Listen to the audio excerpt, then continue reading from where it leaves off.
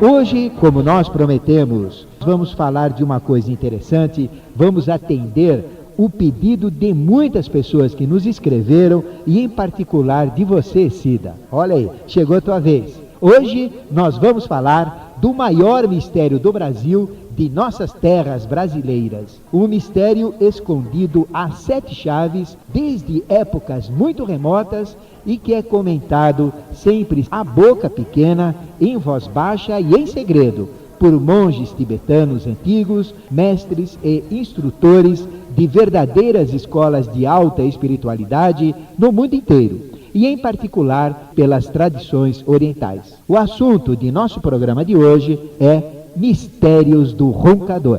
O Brasil, na realidade, foi redescoberto por Cabral, pois a verdade do descobrimento do Brasil é muito diferente. Ele já tinha sido descoberto, visitado muito antes de Cabral por diversos povos, por hebreus, gregos, nórdicos, árabes e em particular pelos fenícios há 850 anos antes de Cristo, ou há quase 2850 anos atrás, por um rei fenício de nome Badesir, de onde vem ocultamente, por derivação, o nome Brasil, ou terras de Badzir, que virou terras de Brasil, aí saiu Brasil, por uma deturpação ao longo de milhares de anos.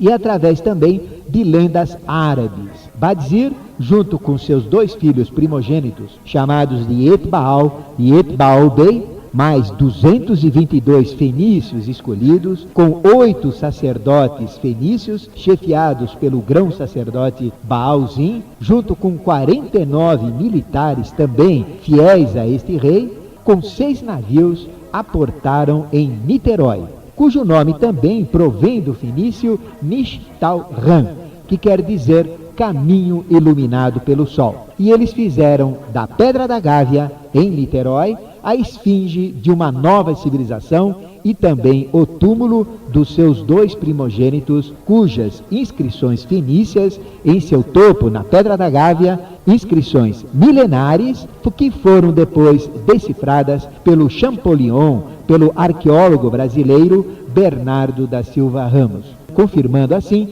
a presença fenícia no passado e dos nomes inscritos de Badzir e de Etbaal e Etbaal-Bey. Após a sua morte, Badesir, este ser especial que tinha uma missão especial em terras brasileiras, em Nishtalran ou Niterói, foi embalsamado após a sua morte e foi levado a uma cidade diferente, resplandecente, misteriosa, no interior da Amazônia.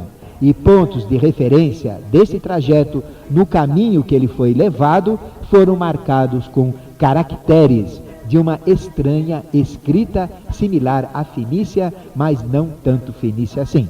Com o redescobrimento do Brasil pelos portugueses, aquelas lendas antiquíssimas, árabes, brasileiras, portuguesas, europeias, que falavam da existência de uma cidade construída de ouro, de prata e de pedras preciosas, chamada de Manoá, em frente a um lago espetacular, brilhante como ouro, de areias auríferas e cheio de pedras preciosas em toda a sua margem, chamado de Lago Parimá.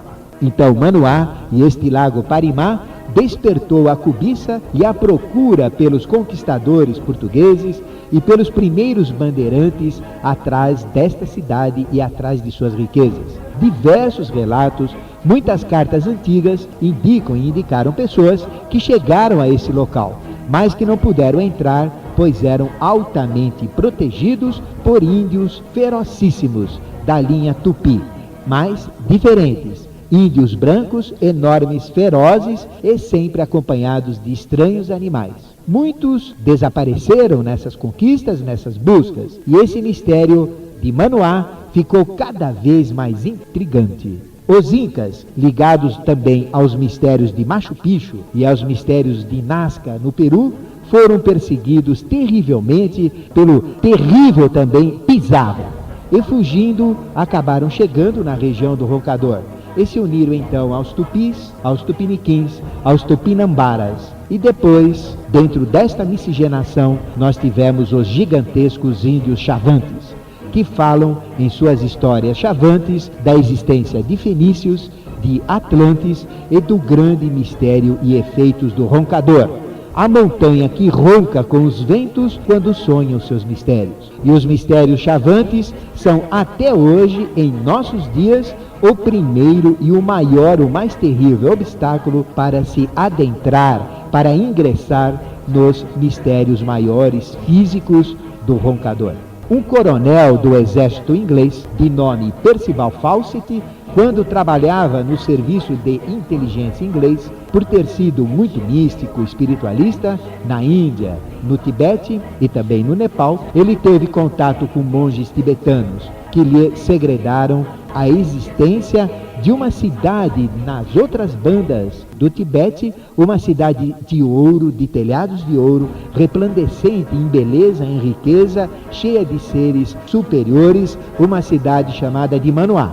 E em paralelo a isto que Fawcett ouviu dos monges tibetanos, em paralelo, muitos acontecimentos estranhos aconteceram em sua vida. Vários seres altos e estranhos, diferentes, procuravam Fawcett e o reverenciavam com todo respeito, chamavam Fawcett de mestre e diziam, todos eles, que seu filho teria uma missão como um líder e uma nova civilização em terras distantes do Ocidente. Após o nascimento do seu filho, de nome Jack, o coronel Fawcett estudou e continuou a pesquisar sem parar para tentar descobrir esta cidade perdida, a cidade Manoá dos deuses. Pesquisou muito, buscou em todas as tradições e essa pesquisa profunda o levou à África e a todos os mistérios africanos. E o colocou então em contato com um escritor chamado de Haider Haggard, que escreveu aqueles livros que chamam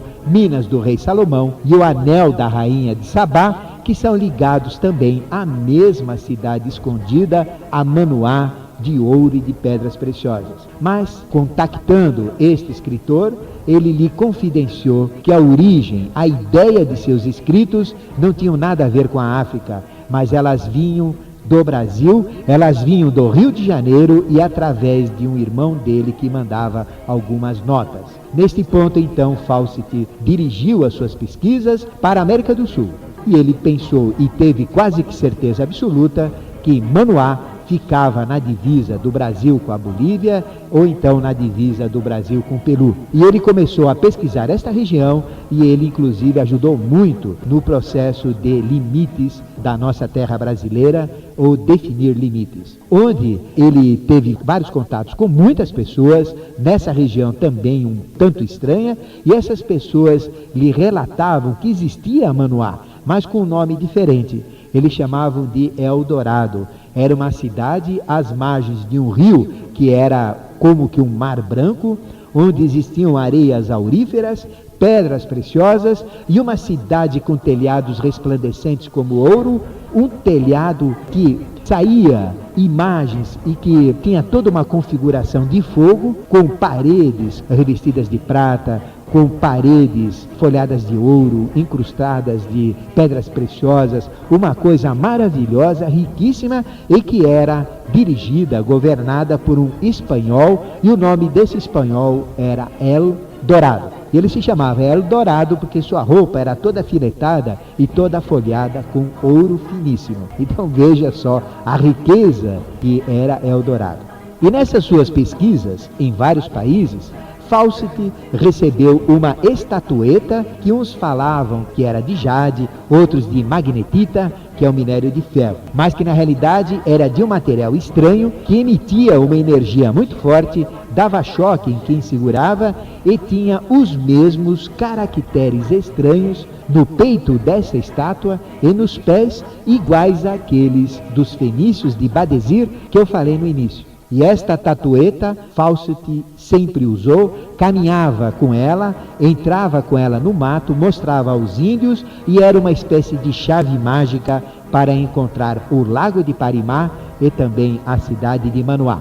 Decifrando estes caracteres, pesquisando cartas antigas na Biblioteca Nacional do Rio de Janeiro, através do documento de número 512, datado do ano de 1793, e esse documento que falava do mesmo tipo de índio e de ruínas que tinha ouro, pedras preciosas, e estudando, por outro lado, relatos de índios misteriosos que existem no Roncador, altos, de cerca de 2 metros de altura, brancos, índios loiros, de olhos azuis, muito estranhos, que na realidade não são índios, cá entre nós, conhecidos como índios morcego, que fazem até tranças nos cabelos. Eles chamam morcegos, pois eles são só vistos à noite e muito raramente na região. Então, Coronel Fawcett conseguiu achar e conseguiu definir onde ficava Manoá. E entrando em contato com os ingleses, ele conseguiu verbas da Real Sociedade de Londres e também muito dinheiro do escritor Rider Haggard, e junto com seu filho Jack e com o Dr. Halley Himmel vieram no ano de 1925 ao Brasil na busca final da Manoá que ele tanto queria encontrar, e também para levar o seu filho Jack à sua missão transcendental. Quando ele decidiu fazer isso, para entrar no Roncador e encontrar essa cidade maravilhosa, alegando que ele tinha a chave, que sabia onde ficava, isto foi uma bomba. Repercutiu em todo mundo e o Roncador ficou sendo alvo de curiosidade, de especulações, de acompanhamento de Fawcett. Todo mundo olhava para cá, para o Brasil, querendo saber como andava Fawcett em suas pesquisas. E aí a coisa pegou fogo. A expedição de Fawcett começou em Diamantina, no Mato Grosso, e quando atingiu Batovi, ele achou a mesma inscrição misteriosa fenícia que tinha na estátua e aos mistérios de Badesir. E a seguir desse ponto, ele dispensou toda a sua caravana e seguiu sozinho com Jack e o Dr. Himmel no meio da mata, em busca da Manoá, nas florestas do Araguaia e do Xingu, no Roncador, em busca da Matatu Araracanga, o nome que os índios dão à montanha sagrada, no Rio das Araras, o Monte Ararat brasileiro, equivalente ao Ararat de Noé, e ligado em origem aos mesmos mistérios transcendentais. O local onde ele achava que ficava a cidade de ouro, a Manoá, o Eldorado, a cidade perdida de telhados resplandecentes de fogo, telhados de oricalco, metal desconhecido que resplandece como fogo, iguais àqueles dos templos atlantes, e é por isso que os índios chamam de Arabutã, chamam essa região de Arabutã, a região do fogo sagrado, do Sanctus Sanctorum dos deuses segregados que se separaram da humanidade na fase da queda atlântica. Fawcett, o seu filho e o Dr. Himmel simplesmente sumiram no Roncador, mas a sua esposa e seus amigos continuaram a receber fotos e cartas de Fawcett com índios enormes brancos, sempre cartas chegando às mãos deles de uma forma muito misteriosa e estranha. A bandeira muito conhecida Piratininga foi uma das muitas expedições em busca dos mistérios do Alto Xingu nas Serras Azuis. E Willy Aureli, em seu livro Bandeiras do Oeste, fala muito desse mistério e destes conhecimentos de Fawcett. A visão também de uma estranha luminosidade que é vista do alto do céu em aviões na região do Roncador chamou sempre a atenção de muitas pessoas, de presidentes também, como de Getúlio e de outros. E pesquisas científicas foram feitas no local, viajaram para lá, mas nada acharam que pudesse provocar este efeito visto por aviões. E as viagens espaciais em volta da Terra indicam sempre a presença de uma luminosidade estranha nessa região. E é muito comum em Chavantina, uma cidade que é ligada à missão eubiótica, à nossa missão, onde nós possuímos um templo canônico construído com medidas e padrões sagradas, às margens do Rio das Mortes, e é chamado de Templo de Arabutã. Nós encontrarmos, quando vamos nessa região, misteriosas, muito misteriosas, pesquisadores estrangeiros com aparelhagens diversas em busca daquilo que pode provocar muitos efeitos estranhos em regiões próximas de Nova Chavantina. E Nova Chavantina é a entrada do Roncador. É uma região muito misteriosa, existem fenômenos magníficos, seres estranhos que aparecem e desaparecem, fenômenos ufológicos que eu particularmente presenciei várias vezes, e locais ginas, ou de gênios, onde ocorrem mistérios, encantamentos fantásticos, como os mistérios conhecidos na região da Lagoa Encantada, que é uma porta de entrada para outras dimensões, para outras realidades. A Manoá, o Eldorado, a Arabutã, a Xangri-Lá é uma fraternidade ligada aos mistérios milenares atlantes. É a própria GFB, a Grande Fraternidade Branca Universal, o GOM, o Governo Oculto do Mundo, a Agartha, que irradia a evolução para todo mundo. E hoje, não mais através do Tibete, mas sim através do roncador. Todo o processo evolutivo para a Era de Aquário, para o próximo milênio, é emanado através do roncador. De lá vai sair todo o processo futuro. É o Sanctus Sanctorum da Mãe Terra, o foco que alimenta a manifestação de todos os mestres Manus e dos Avataras. Mas, pela sua importância, pela sua alta espiritualidade, também é altamente protegido pela natureza, em local quase intransponível, é protegido pelos índios chavantes, por animais ferozes, por insetos terríveis e principalmente por uma maia ou por uma ilusão budista, que provoca um encantamento que não permite este centro energético ser visto, a menos que a pessoa tenha merecimento evolutivo ou que tenha consciência espiritual. Esta região do roncador, ligado aos mistérios maiores da humanidade, é uma região gina, protegida por gênios e por seres superiores que nós chamamos de todes, como os todes lindos, pessoas lindíssimas da Índia e os todes do Tibete, e também os xamanos, como os xamanos da China e do Japão. São seres altos, brancos, quase translúcidos, muito belos, cabelos compridos, 2 metros de altura ou mais, barbas crespas, eles não envelhecem, não são atacados por feras que ficam ao seu lado, não morrem, não ficam doentes, mas são seres especiais, são verdadeiros seres espirituais, heterofísicos, que se manifestam de uma forma heterofísica na humanidade, e nesses locais chamados de jinas, sagrados ou protegidos, e eles são seres que se assemelham às figuras dos mestres ascensionados, as figuras de Moria, de Kutumi, de Hilarião, de Walkür, de Serapis Bey e tantos outros. Os mistérios do roncador são os mistérios do Rei do Mundo, da Agartha e de Shambhala. Aquele filme Horizonte Perdido dá apenas uma pálida ideia do que é Manoá, Eldorado, Xangri-Lá ou a Agartha. E o telefone 253-5336 já está ligado à sua disposição, que nós pedimos para fazerem pergunta sobre o tema de hoje, Mistérios do Roncador. No comando técnico nós temos o nosso querido Marcos Magrini, o mais esotérico de todos os operadores de rádio, que já captou o primeiro ouvinte de hoje. Alô? Alô? Seu nome? É Luiz Carlos de São Miguel, professor. Tudo bem, Luiz Carlos? Tudo bem? Você é nosso ouvinte constante? Assíduo. Opa! Então, o que você achou do tema de hoje? Importantíssimo. Inclusive, eu tenho uma pergunta nesse tema. Sim. É o seguinte, o Lobsang Rampa escreveu A Caverna dos Antigos. Sim. Eu queria saber se tem a ver, porque ele fala de uma caverna na América do Sul. Sim. Se tem a ver com esse caso. E os jardineiros do universo. Sim. O que tem a ver se os jardineiros do universo com essa mesma história? Ok.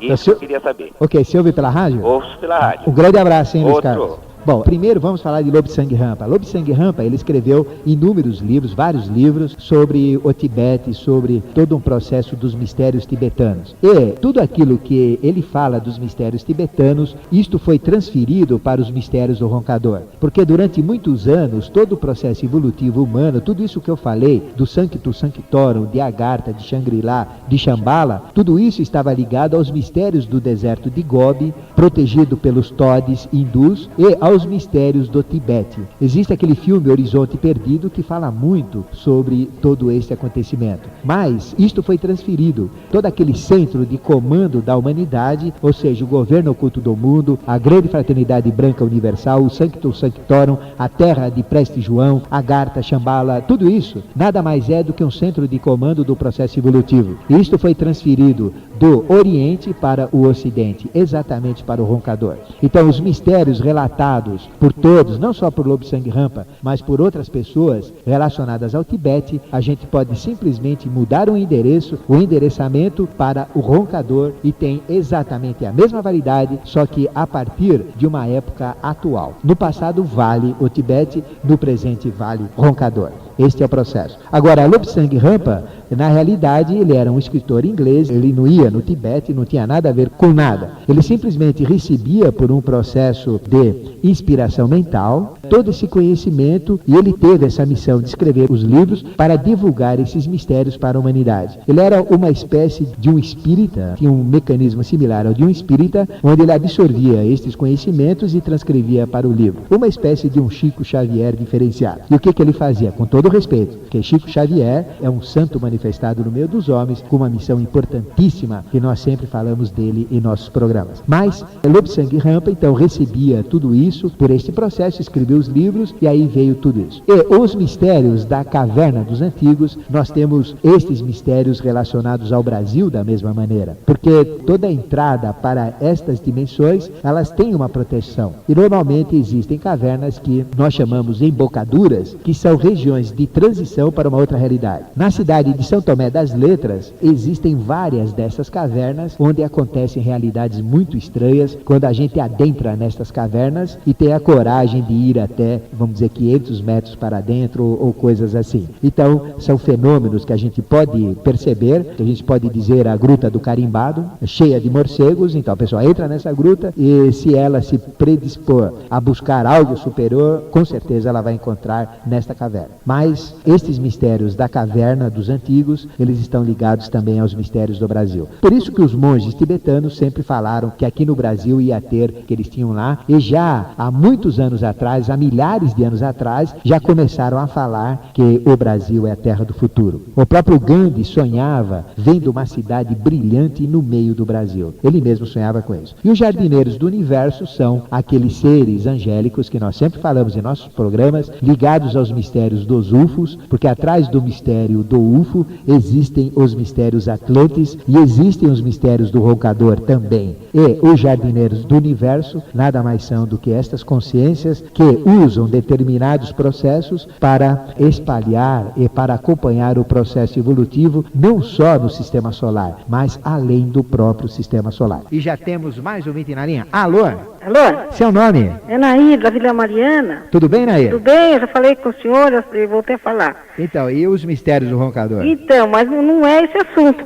Mas faça a pergunta desse assunto para a gente não fugir. Não, é porque... Olha, assuntos anjos, diversos, né? De segunda a sexta, nos mistérios revelados, a gente fala de tudo. Mas procura fazer uma pergunta mais relacionada ao problema de hoje, aos mistérios de hoje, que são mistérios maiores. E eu te garanto que se você conseguir saber os mistérios do roncador, eles explicam qualquer mistério que você queira. Mas vamos lá, Nair. A respeito dos anjos, se eles, depois que a pessoa desencarna, se o anjo que era protetor, ele continua. Porque a minha mãe, ela desencarnou em abril, né, no ano passado. Sim. E eu já rezava para o anjo dela do dia, né? E eu continuei. Quando foi em agosto, eu tive um sonho, assim, muito... Eu pedi numa quinta-feira, quando foi no sábado pela manhã, eu acordei, de repente deu um sono, assim, diferente, né? Ok. Aí eu sonhei que eu cheguei, que ela estava sentada, assim, numa cadeira, que eu cheguei numa casa, mas há uns 3 dias eu já estava sonhando com essa casa, como se fosse uma colônia cheia de gente e tal, e eu cheguei e fui, assim, ao encontro dela. E ela estava parecendo como... quando ela... antes dela ficar bem mal, né? Ela tinha 87 anos. Aí eu cheguei, ela estava assim, segurei na mão dela, em mão mesmo, senti. Que eu sonhava, depois que ela faleceu, eu sonhava, não assim, né? Uhum. Mas eu sonhei que eu peguei na mão e senti a mão dela, senti a mão mesmo quente, a mão como se eu estivesse segurando, né? Perfeito. E na outra mão, que ela tinha sido no hospital, quando eles puseram muito soro, essa mão já estava sendo assim, sabe quando a pessoa vai ficando cicatrizando, que vai ficando escuro? altura. Assim, Então, mas vamos à sua resposta então, Nair? Então, o anjo continua? Então, eu vou te responder. Se ouve pela rádio, assim dá chance ao outro ouvinte? Só uma coisinha, professor. Quando eu falei com ela tinha na testa, ela tirou um papel assim, tinha escrito assim, Fine, na testa. Isso aí ficou na minha cabeça. Eu queria saber se eu estive mesmo em contato com ela. Bom, eu respondo pela rádio, tá bom? Um grande abraço, hein, Nair? Bom, essa pergunta, ela não está diretamente ligada ao assunto de hoje. A gente tem um compromisso com o nosso ouvinte de sempre falar dos assuntos de hoje e de segunda a sexta qualquer assunto, nos Mistérios Revelados. Mas vamos lá, porque tem uma ligação também. Porque o comando de todas as hierarquias angélicas, o comando de todo o processo evolutivo, ele corresponde ao Rei do Mundo, ele corresponde aos mistérios do Rei do Mundo, aos mistérios de Agartha, aos mistérios de Shambhala, de Duat e de todas essas realidades suprassensíveis que nós falamos até agora. Então, existe uma ligação, porque todas as forças angélicas, todas as entidades angélicas, elas recebem um comando superior. E esse comando superior é exatamente o comando que vem através do próprio Rei do Mundo, através desse foco de consciência que impulsiona a evolução na face da Terra. É muito egoísmo de uma pessoa achar que nós temos na nossa vida mesquinha e nesta vida sem graça que muitas vezes a gente leva, um anjo com alta capacidade, disponível 24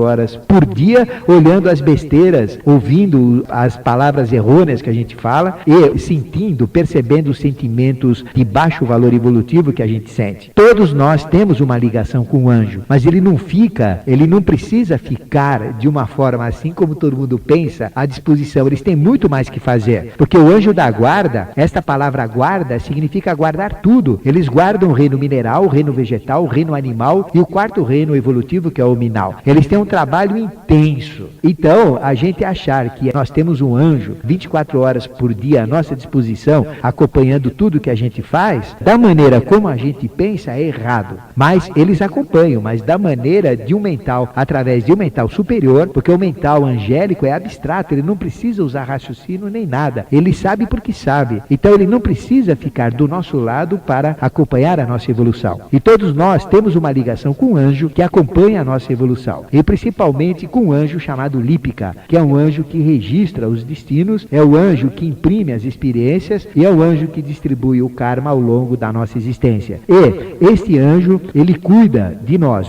temos uma ligação. Mas a gente pensar que tem um anjo específico para mim, isto é um pensar de uma forma errada com base nos conceitos ocultos. Quando a gente morre e a gente vai para o astral, que nem é o caso de sua mãe, Nair, a vida não para, porque nós somos eternos. A nossa consciência que muda do plano físico para o mundo astral. Então continua tendo ligação com todas as hierarquias angélicas. E são as hierarquias angélicas que acompanham todo o processo da segunda morte no astral e da terceira morte no plano mental e também todo um renascer novamente para a vida. Nós estamos sempre em contato com hierarquias angélicas. E a hierarquia angélica, ela acompanha continuamente o nosso processo nos ciclos das reencarnações. E eles acompanham com o intuito de registrar a própria experiência e de fazer com que tudo isto aconteça de uma forma que antes foi pensada para depois ser plasmada fisicamente. Porque na realidade os anjos são inteligências criadoras e eles que nos criam. Nós somos assim,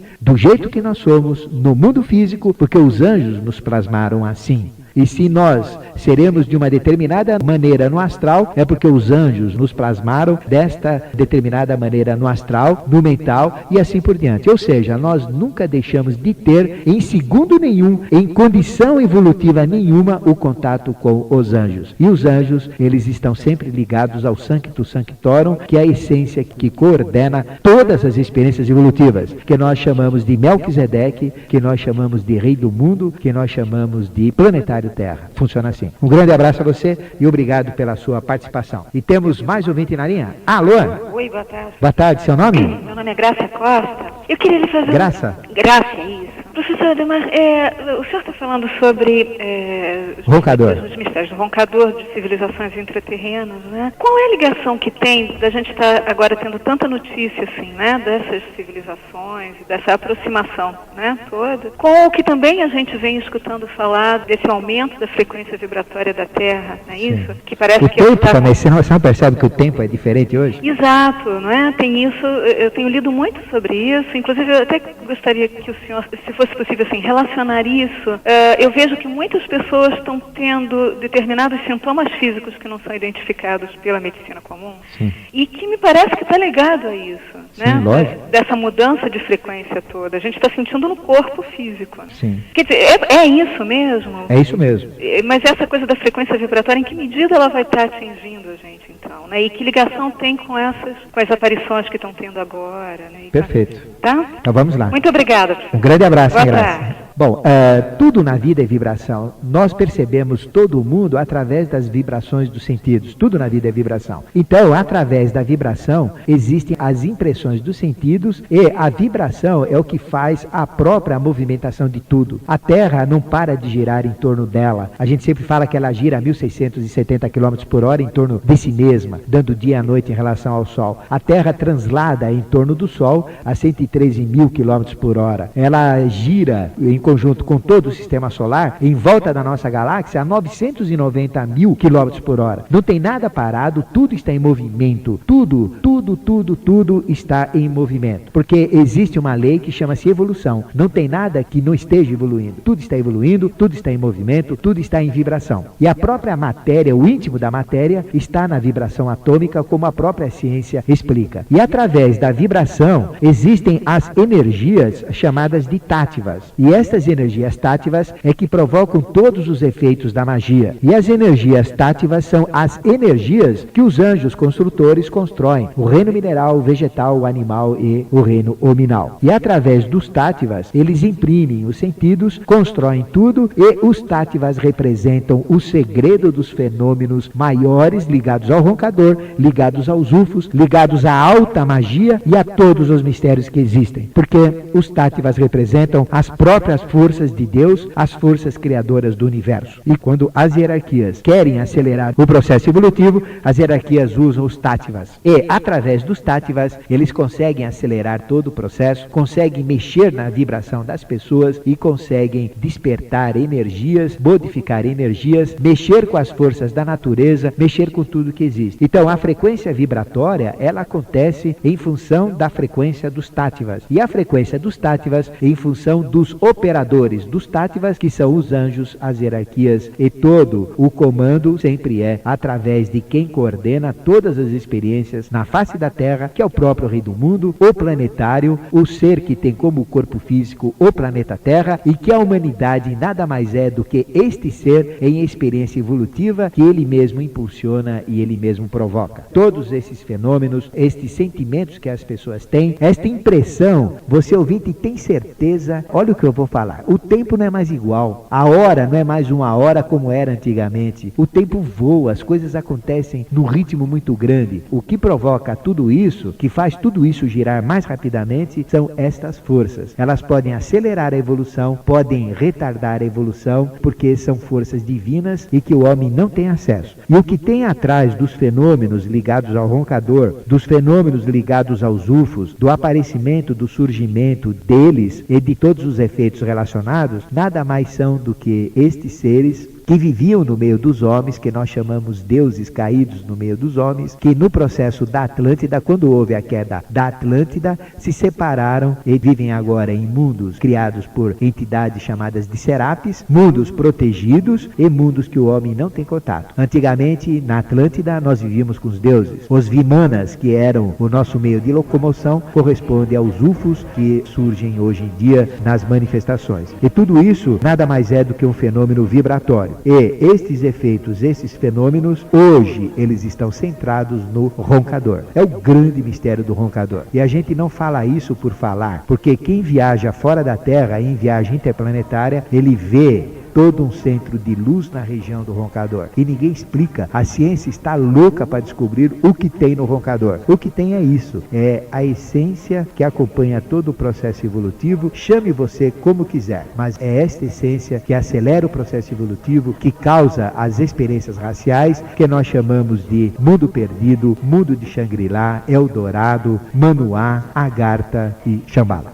Bom, o nosso programa, infelizmente, ele está chegando ao final e nós vamos ter que encerrar. Mas o importante, querido ouvinte, é você não aceitar nada do que nós falamos e não duvidar também nada do que nós falamos. Você tem que pensar, analisar e reconhecer que o Brasil tem uma missão diferenciada neste final de milênio. O Brasil é uma terra sagrada e por isso que aqui todos os povos acharam uma terra para o seu progresso, para essa mistura racial que é o verdadeiro cadinho de experiência humana. O Cristo Redentor, colocado ao lado da Pedra da Gávea, está de braços abertos e é um tótem mostrando qual é o futuro, onde vai sair a civilização do futuro, a civilização da Era de Aquário. Vai sair daqui. Era para ser nos Estados Unidos, mas os problemas relacionados às experiências atômicas pararam, bloquearam esse processo e houve uma transferência precipitada para o Brasil e é daqui então que vai surgir a raça do milênio, a Era de Aquário e os grandes movimentos. Cristo e Anticristo vão surgir desta essência brasileira, ligados a estes mistérios, mas não serão somente no Brasil. Eles vão se manifestar de uma forma mundial, começando do Oriente para o Ocidente, e o esplendor de tudo isso vai acontecer em terras brasileiras. O importante para cada um de nós é assumir uma posição de Fawcett, do Coronel Fawcett, é seguir uma posição em busca do futuro, em busca de levar o seu filho, a nossa civilização, os nossos filhos, a um país, a um destino perfeito para o futuro. Todos nós temos que ser um Coronel Fawcett, todos nós temos que buscar esta manuá, esta essência evolutiva, onde seres especiais existem e onde eles comandam todo o processo evolutivo. Todos nós temos que achar o nosso Shangri-La, todos nós temos que achar as terras de Prestes João, o Eldorado, e tudo isso a gente sintetiza nos conhecimentos ocultos como Agartha. Este é o caminho. Eu espero que você, querido ouvinte, encontre esse caminho, que entenda esses mistérios maiores, os mistérios do roncador.